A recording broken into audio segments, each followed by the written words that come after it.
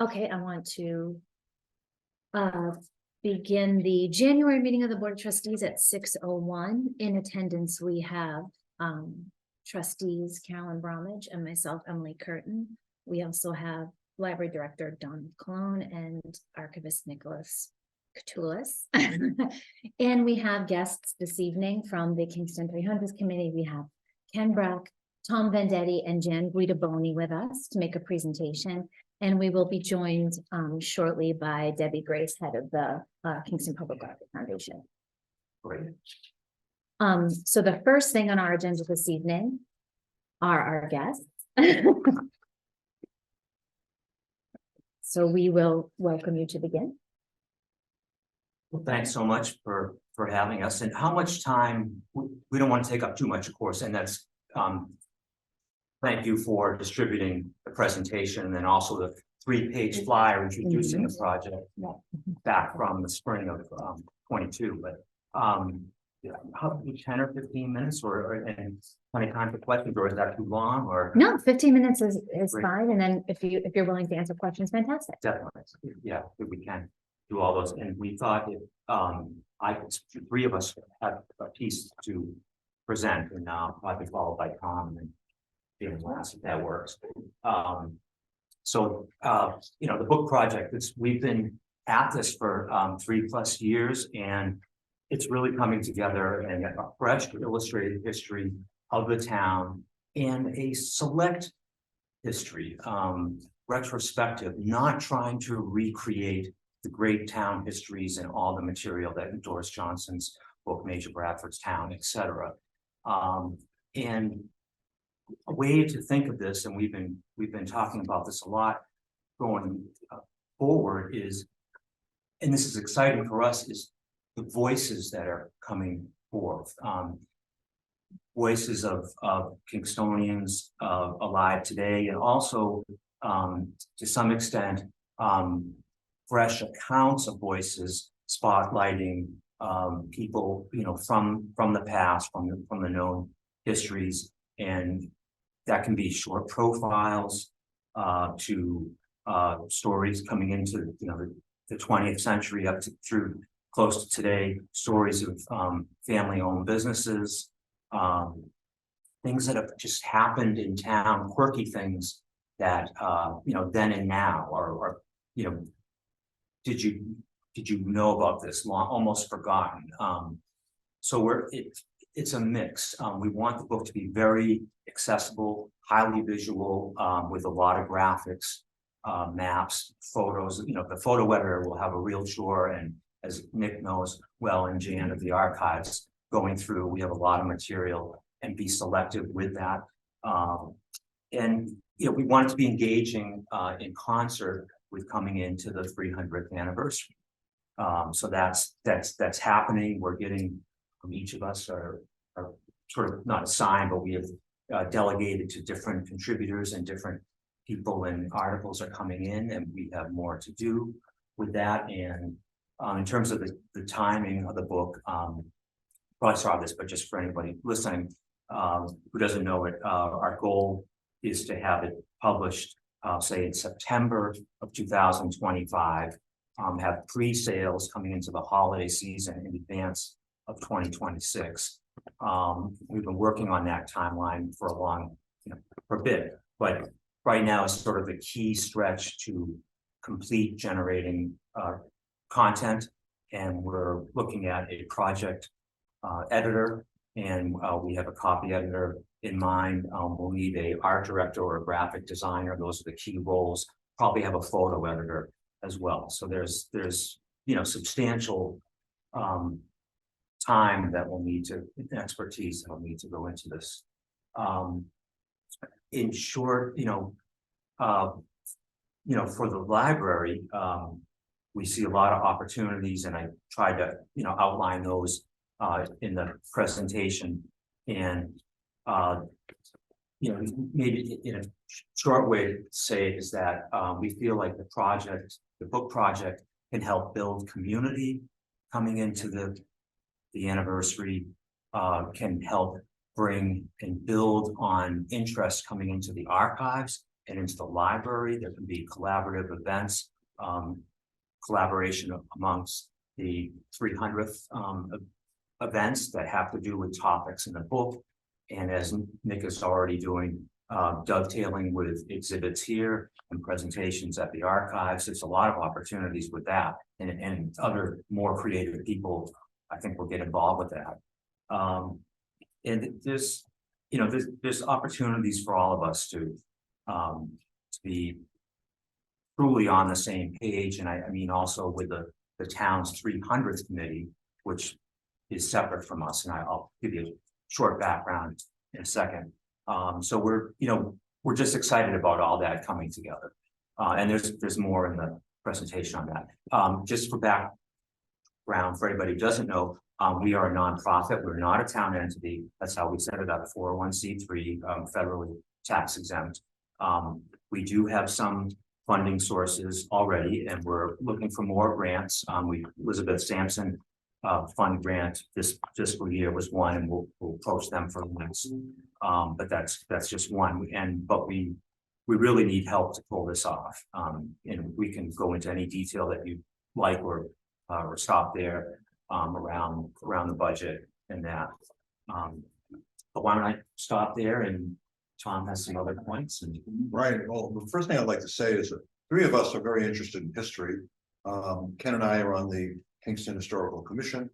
I'm the archivist of First Parish Church. We have a very large collection of historic materials, which I found when I started in boxes in a basement, and I've been sorting it out ever since. So we have something going. And Jan, you could say, is a town historian, and she's been at it for decades and knows more than any of us will ever find out. So we're very interested and motivated to do the work. We were happy to find out that Mary Hathaway, who I did not know personally, was very interested in Kingston history, and certainly would have supported our project had it existed in her time. Just to go on a little bit, to reinforce a little bit what Ken was saying, this is not strictly speaking of history. It's reflections of historical quanta, kind of, and articles of all kinds, very important ones, some that may be rather scholarly.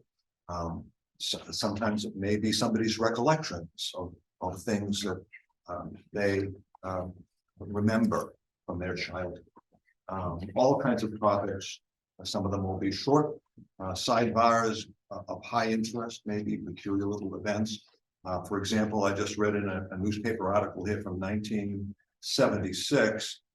Somebody talks about remembering a circus that came to town, and the children followed the elephants down to the Jones River where they bathed. So can you imagine that?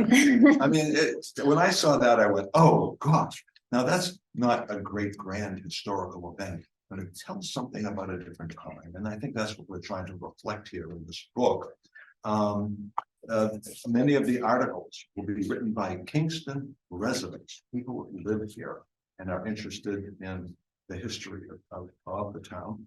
And we have one author who is a historian. He's a PhD historian. So I mean, we have regular folks writing, and we have people professional status writing.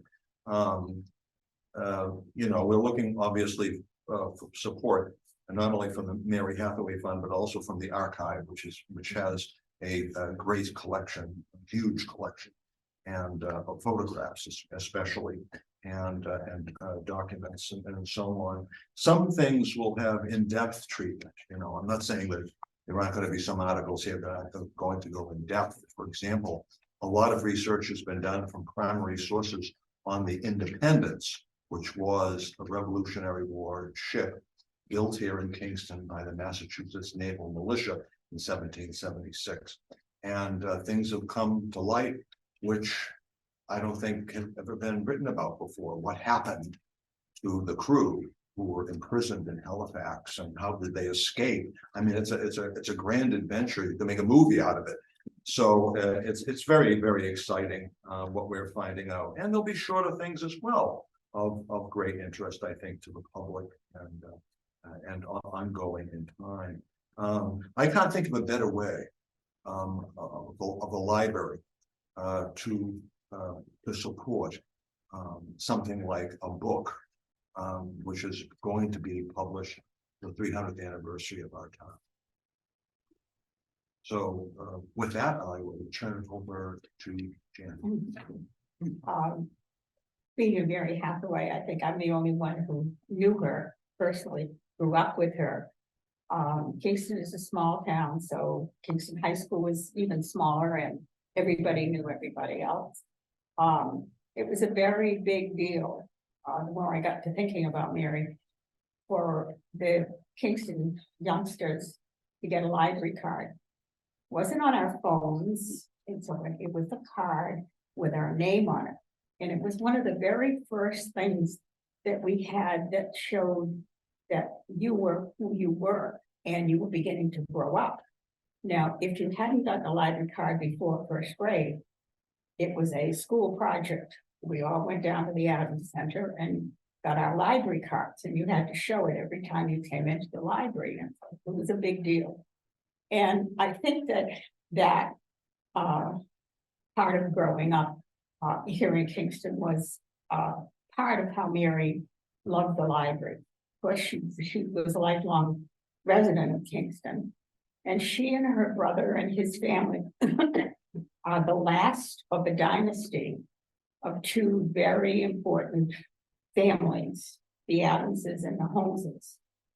And for a long time, they were very separate. Holmes family was very into shipbuilding and so forth. Very fortunate. At one time, we had more money from shipbuilding and ship excursions than the city of Salem. It didn't show because they kept it in their pockets. It was not for show, but it was. And then the Adams family, there was one time when they asked Horatio Adams what his occupation was, and he said, I'm a capitalist. And he was. And he rode the train to Boston every day and so forth. But the two families were very influential in getting the train to come to Kingston and so forth. I mean, they were the early presidents and so forth. So the interest in Kingston, the love of Kingston, continued in the family. It was to a lot of us in that era.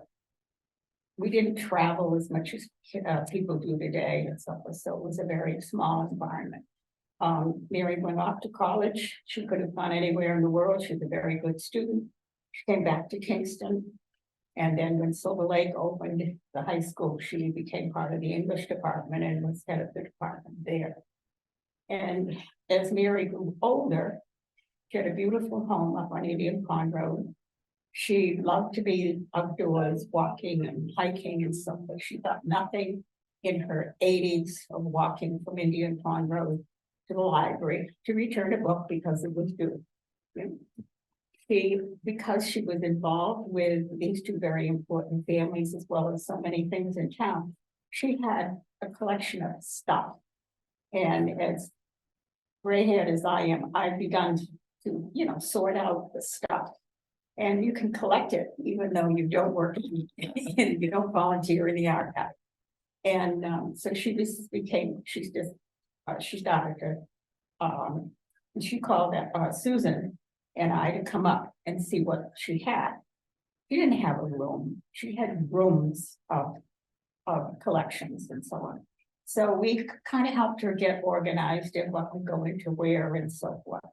And with the intent that most of it would come to the library or go to the Kingston organization. She had the original pennant for the Kingston Yacht Club from 1898. And the club kind of diffused in the 50s. And they kind of lost interest. So she wanted that pennant back. So she kept it until the yacht club became interested again in the early 2000s. And she gave it back to the club. But the original, there wasn't a thread broken in it. It was just beautiful. So all of a sudden, one day, Susan and I got a phone call at the archives. You better come up right away. I'm moving. Mary's moving? Why? Well, Mary had the idea that she was getting early dementia. And it was because it was winter time. She lived alone. She didn't eat as well as she should, and she didn't take her meds on time. So she had gotten herself a place in Plymouth in a assisted living. And there was nothing doing, but she was going to sell the house, and we got to come and collect the boxes. So we each made a number of trips up to Mary's house and got the boxes. She entered assisted living. We started to organize the collection. Some of it's online. It's all been processed, but there were hundreds of photographs. It was not a chore to go through those. It was just great. It was like eating peanuts. It was wonderful. It really was. But, and thank goodness that Mary got into the facility and things sorted out. And she was well. Her mind came back, and so we could go back and fill in the gaps in her story. It was wonderful. She came back to functions at the library. She had a caretaker who gave her a ride over, or volunteers, friends would give her a ride. The last time I saw her was at a library function, one of the activities that we had here. But she loved the library. She loved Kingston. She loved history. She was part of it. She was really part of it. It was a joy to know her. And I'm sure she would be interested, and she was very active in the 1976 celebration of town, and I'm sure she would be in this too. This time. Thank you. Do you have any questions? Morris? About the book. No questions about the book. It sounds like an amazing project. I know you're interested in some monetary contribution from the library, from the Mary Hathaway donations. Knowing that, because our experts on everything about the library are Donald, and we rely on the Massachusetts, her name is Mara Didi. She works for MBLC, and she is an expert in all things board operations, which she is who we reach out to when we have questions to make sure that we're doing things correctly and in accordance with how they should be done. So Donald reached out to Mara knowing that this request was coming today, and she had some feedback for him, which he's going to be able to deliver for us. Yes. So that we can discuss this further. Yes. So I had reached out to Maura because this is, I've worked in libraries for 37 years, and this is the first time ever that another entity had approached the library for funding. So I just wanted to, clarify some things with her.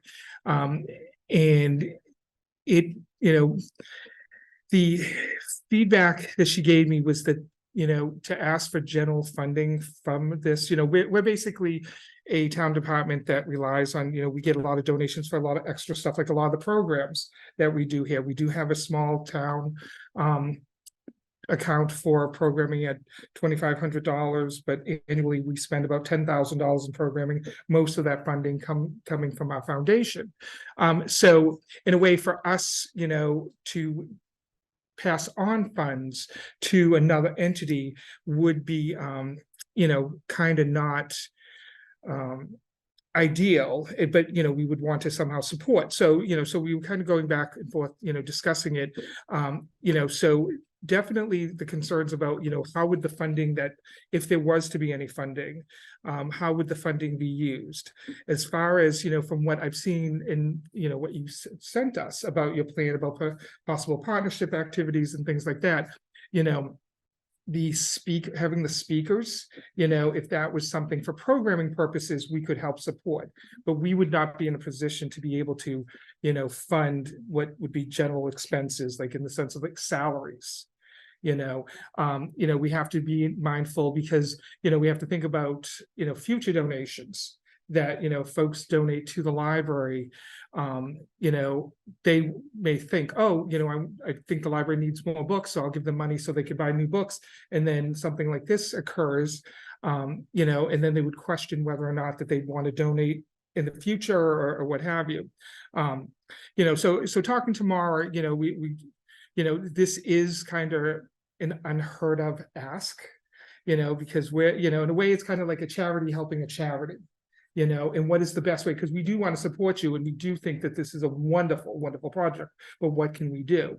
So my professional opinion is that we can support the group by supporting programming aspects, whether it is a speaker, it would be something because of the system in play. Like, we couldn't write you a blank check. For example, if you're like, oh, we want $5,000 for, for programming, we could not do that. It would have to go, because it is in the town account, it would have to be like a specific, we're going to have this speaker come in, he's a professor from, BU, who's going to talk about oral histories, and, his fee is $250, and these are the paperwork you require, and then we process it. Sort of thing. So as far as programming, that we could support, but as far as like general expenses, that wouldn't be something that would be in line with what we could actually do for you guys. So that's great to know about programming. Maybe kind of a question from what we understand about Mary Hathaway's passions and I don't know if it was literally a bequest or a donation to the library. Given, her passion in about history and how the role, library plays in educating people, and how that's a unifying aspect or goal. Is there a tie-in from that? Because I mean, this book is the people all throughout the town, and we're not going to try to go through. There's some aspects of it that we pointed out, and we could provide, if you're ever interested, our content map, and the list of topics which we're continuing to hone down. But I'm wondering, given Mary Hathaway's interest in making the donation, put it that way, is there a tie to help us, and not general funding for the project, but it could be for specific roles. I mean, perhaps like helping with the editor or something. I mean, it doesn't have to be. See, but that would be like a general That's expense. That would be like paying for salaries, and that wouldn't be something that would be in line, because it would have to follow in the library's mission. I do agree that, if she had a passion for history, that the tie-in could be doing programming that was history related. That sort of thing would be absolutely appropriate. But as far as the donations being a mechanism to get an editor or an art editor, or to support that aspect, even though the final product. And the other thing that was kind of blurry in my discussion with the MBLC was the fact that obviously this book is going to be sold, so there will be then money recouped. So that kind of makes it a little murky as well. One thing to point out on that, that when we presented it to the selectmen, they endorsed the goal is we hold the copyright Kingston 300. And when the book is published, we will dissolve, and any net profits will go to the town's 300th committee, and that's selectmen agreed on that. Now, not that we expected there to be a lot of a net profit, but we've seen other towns who have done this with their own Pembroke, and they sold more than 1,000 copies, and they covered their costs. That's an ideal. We hope to make it there, but anyway, so that's just in the background. Okay. Would it be appropriate for Mary Hathaway funds to be applied to printing the book? After all, your mission is to have books available to the public. Now, that is not paying a salary. That is instead helping to bring a book to fruition, which will add to public knowledge.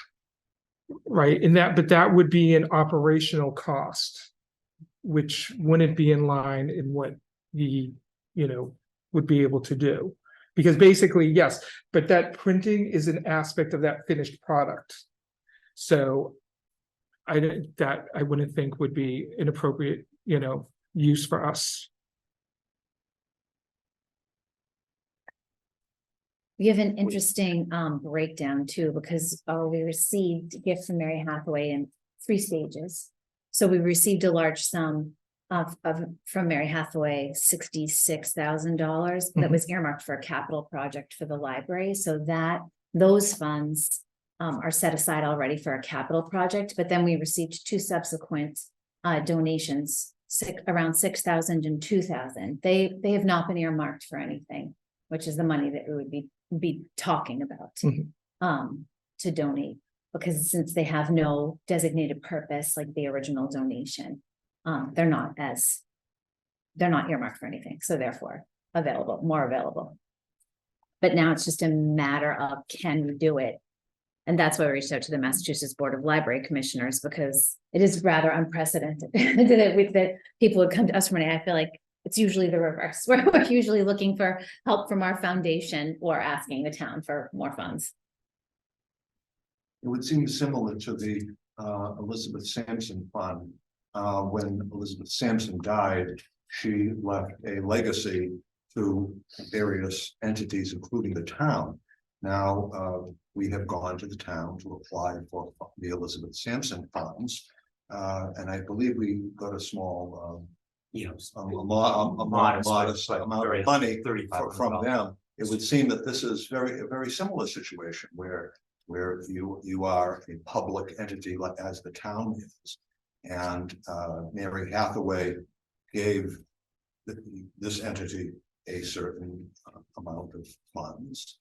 And so we are applying in a way to that. But this isn't a trust fund. This is a donation directly to the library for the benefit of the library in whole. So it isn't a mechanism like the Sampson Fund, which, we ourselves have applied to get, display cases for the Adams Center and things like that. So it's a totally separate account. Like when I received the notification, I did speak to the town accountant, to clarify things like, would we be able to, like, what would be the process if, the trustees were to vote to give monies and things like that. And it was clarified that it wasn't put into a trust fund, it's put into a general town account. So it would be something that if the board had voted for, that, we could, but it isn't a legacy account where there's like an application process. So you would not apply for this. This would be something that we, as the caretakers of the library, would, have control over and distribute, for programming or capital improvements to the library or things of that nature. But it's not like the Sampson Fund. How about sort of one kind of collaborative topic going forward or at least one on the ground level per se? I think you and I talked a little bit about this first one last summer. Would it be possible for us, because we're fanning out throughout town and we're collecting stories. And some of them are deeper, like Tom explained, and some of them are shorter about what life has been like in the past, century, let's say. But could we have a little bit of visibility somewhere in the library to help let people know about the project, sign up, contact us, just in any flyers when things come up, if we're doing another open house, say, that would really be helpful. More broadly, we should have some space or something on the town's website to that effect, and that combined with the 300th committee, we hope to do some things. But we're trying to get the word out there more, and that of course can help us with fundraising eventually too. We're about to kind of set out to businesses in town and just formalize that effort beyond what we're doing, just networking. But that would really help, Donald, if there's any way to have a space, or I don't know even if we gave you something that could go on your website, even, I don't know, or local history collection page, whatever, the archives. Yeah, I think I can talk to Nick and we can, think of something that we could do, to help promote it. Yeah. But something visible. Somebody comes in, they see it. It can't be something that exists in a drawer. It has to be visible, and that one of the issues is people just don't know. We don't have a newspaper anymore in town. People just don't know about it. We may go on Facebook, but a lot of people who know a lot of stuff about town history don't follow Facebook, and I don't, for example. So, not that I know a lot about town history. We like you. Well, yes, we do. just to reiterate in a different way, just we feel there's going to be a great synergy, for the library, between the library and the book project and the whole 300th going on coming into that year. And I think I used the word springboard in the presentation. I mean, Nick hopefully doesn't disagree with me, but I think already you're having some people who are researching topics. They need to get into the archives, and hopefully it's not getting overrun. But we hope to spur more interest, and yeah, the programming will be great. Somebody else suggested a feature speaker series tied to top, and not literally maybe every topic's tied to something in the book, but many can, and people who want to learn more can start there, and they can continue with Nick if they want to go further. And So if they do. Bother Nick, to sharing what is in the archive. Certainly it would be acknowledged that the information came from the local history room, one way or another. And it also is, I mean, the effort of having the archives since the beginning is to, since they started collecting the history with Jenny McLaughlin, the first librarian, it is to share the information. But I guarantee you that put everybody here, it's only a sketch. I mean, even Nick has been here for a while. Now, he doesn't know everything, right? That's in that collection. No, not yet, not yet. Not yet. It's you find things, I've been volunteering over 25 years there. And there's still things that you find that you haven't come across before. And you think you have, and then you go back and look at I think I've touched almost every photograph that's there. But when you look at it, everybody looks at a photograph and sees something different every time you look at it. So that's the kind of thing. And the effort has been over the years to share the information and to get it out there. And this is just one more vehicle of sharing the information. And what you have as a library is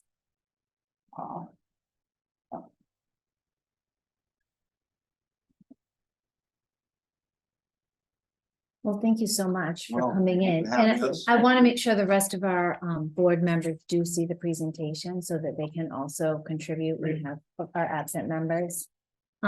So we will be discussing this again at the February meeting. Yep. Just so you know. Any questions? Yeah. Give me a call. please, Okay. and If anybody wants a graveyard tour, the burying ground, call me up. I should have brought some cards. I'll take you up and show you some of our. The reason that he's saying this is because the First Parish Church was the very first meeting house.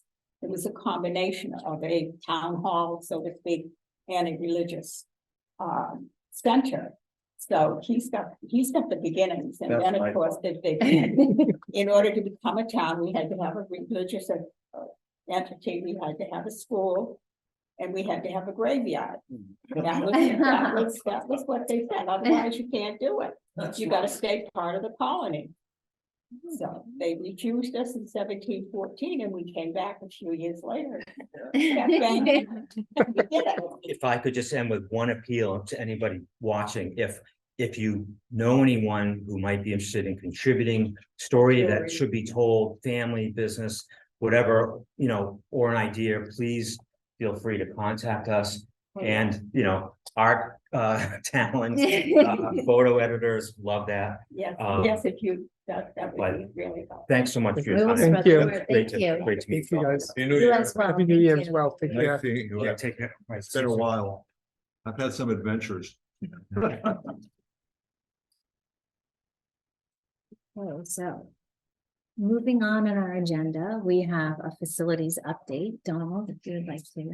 Sure. Well, the only thing that I really am gonna focus on for the facilities is recently we had a issue with a lighting in the lobby area.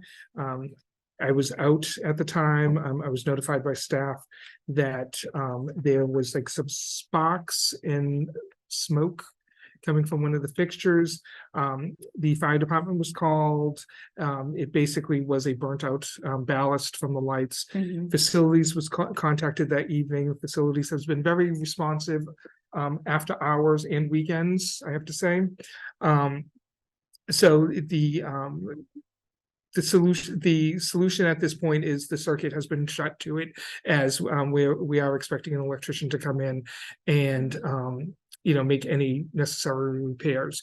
It is a single lighting unit, so it does not affect the overall lighting of the library. So that's really the only major facility thing. The other thing, actually, which is more major now that I think of it, is that Eversource project is still ongoing, evidently with the weather and what have you, it And just. there's been an absence of vehicles, I've It- noticed. Exactly. So there has been no communication with me. It went on for approximately 4 weeks. So it was, 2 weeks longer than they originally stated. But there is no box present, and there has been nothing that has indicated that they would be arriving in the near future. I will reach out to the town to try to get more of a response, from them to see, what is the status of the project, and hopefully. Storms and weather, keeping them from doing these sorts of projects during this stretch of time. I know we lost power right before the holiday, and they're expecting to lose power again this week. Yeah. So. So that's really the only facilities. Thank you. Luminaries recap. For those of us, all of us sitting here were there, but. Yes. So Luminaries was what I would say was quite successful. According to the people counter, we had approximately 1,200 people that had come in to enjoy, photos with Santa, his, friend, the elf, as well as crafts in the children's room. And food that was and snacks that were provided by the Kingston Public Library Foundation, who we greatly thank for that.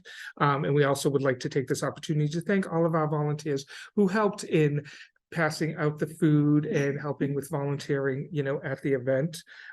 It definitely was a situation where a great time was had by all. A lot of feedback that we have seen and have heard on social media was about the snow machine. So with the snow in the courtyard, I've learned that the photo of the elf has made its round on social media as well. So it was a quite successul program. I did have a meeting today with the library department heads to discuss, because they were all present for it, and it was our first opportunity to meet collectively to discuss what we thought about the program, and any changes that we think that could enhance the experience for the patrons who come to visit, as well as streamline anything that, was cumbersome, or, like even as much as, getting larger, trash receptacles, to reduce the amount of, bag emptying and stuff like that. A better system for food distribution, one of which is to have it behind the circulation desk, and folks would come up to the entrance area, which has a drop down, so it is kind of like a counter sort of thing, so food would be kind of on display, and then people could ask for it, or something along those lines, to kind of keep it under better control, so that there is enough to go around, for the visitors. The Adams Center had, I believe it was approximately 250 visitors. The bell ringers, were over there. They were wonderful. Outside of the Adams Center, we had a giant inflatable Santa that was donated by a patron.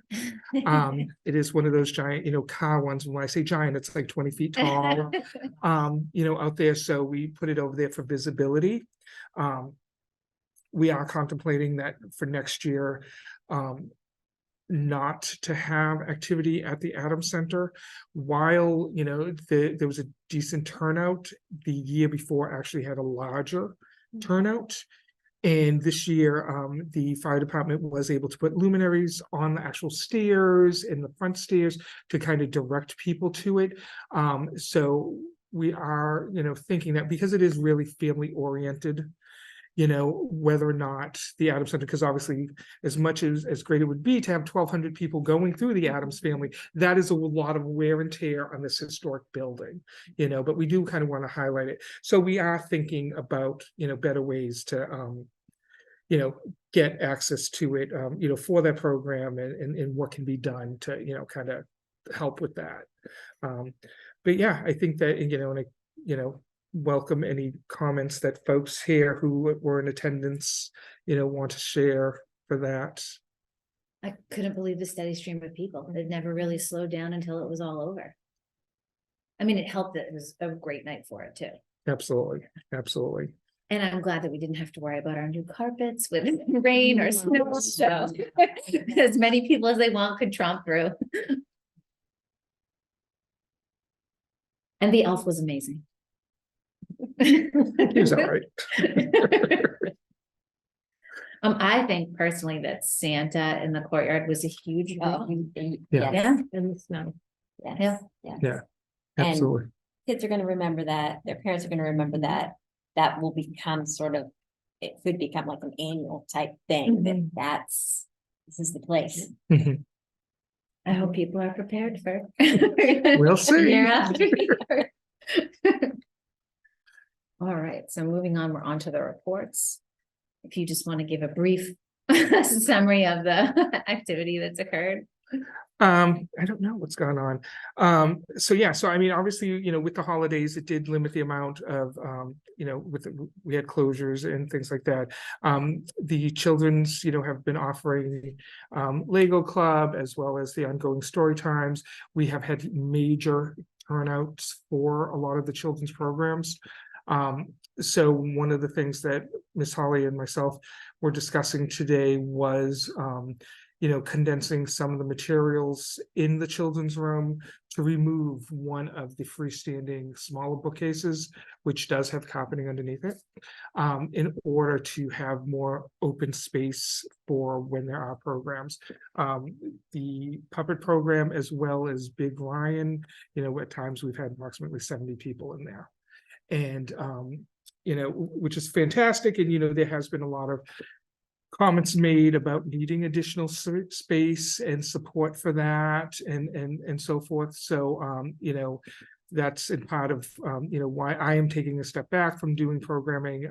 I am going to look to, some community members, to kind of help offset the offerings so that I can focus on more of, grant research and funding for, the backroom project. I would like to try to focus on getting, a greater pool of collective money, for that project, and then get the ball rolling and, work with that. The reference librarian has been offering multiple tech time and classes here at the library. They have been quite successful. The teen librarian has been doing a winter challenge for teens. There has been some interest in that. We have gotten requests from non-residents questioning whether or not their teams could participate in it, and stuff. So we are kind of coming out of the holiday slumber of sorts. But in the archivist will be having an upcoming exhibit at the Adams Center. One of the things that, we'll be looking at as we, potentially partner with 300 is the mention in their, request about doing exhibits, at the Adams, is that, we have kind of been on our own kind of schedule with exhibits and seeing how potentially additional exhibits would impact the work flow, for the offering. So it may change up things that we were going to do. But I think that's, it would be a great partnership to do those things, because I do think the more visibility that we can get for the Adams Center and for the collection will allow for, future asks for, additional funding for, additional staffing and what have you, so that the Adams Center could be more of an open, kind of department of the library versus a more, appointment only kind of entity. Well, it seems mutually beneficial for us to work with 300 and 300 book committee. because they need visibility, the Adams Center needs visibility. But it just has to not be a crushing load of work for the archivist. Yeah. I understand. Yeah.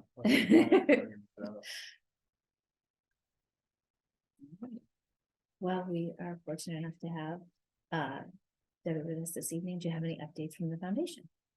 Our appeal letter, the fall appeal letter has gone out. That's kind of slowing down, which tends to happen after the holidays. And the save the date for the gala will be going out mid-February. For April 5th. So yeah, we're kind of plugging along. Definitely starting to solicit sponsors for that event as well as silent auction items. Anybody has things they can reach us through the KPLF.web. So can I just ask, because since I wasn't here for the other event, what type of items, For the silent auction. yes. Golf packages. There will be, I believe, an art solicitation from local artists. In the past, we did buoys where local artists painted them, and they were displayed here. We had an artist reception at the library, and then those were silent auction items. We did birdhouses for the COVID gala. Gosh, we've had baskets from businesses filled with their items. Artists have donated items. There's been membership donations. Trying to think what else. We'll have a wharf print for the auction. Like photographers will offer photo packages, things like that. Okay. There will not be any live auction for this. There will be music, food, a cash bar, 6 to 10. The endless possibility gala is what it's called. And I just want to say that as a participant in the ELF fundraiser, it was excellent. It was. Someone has sent us a video of what they did with all of their stuff. So we're just waiting on permission to be able to post that. Pretty incredible. That's amazing. Yeah. But yes, we did get lots of good feedback. I think that may be another thing you will see us do. Awesome. Great, thank you. Next item is payment of bills, and I do not believe we have any. Old business. Donald, is there anything you wanted to add under old business? No. I always like to confirm the date of the next meeting. Which I believe that we do. I think it's Monday the 5th. No, that's 6. Monday the 5th.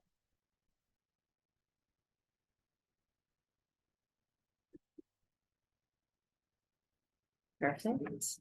Anyone not seeing any other old business, any new business? Not seeing any. Carolyn, I'll take a motion to adjourn. I move to adjourn our meeting at 6:50 p.m. I'll second that. All in favor? Aye. Right, meeting is adjourned at 6:50.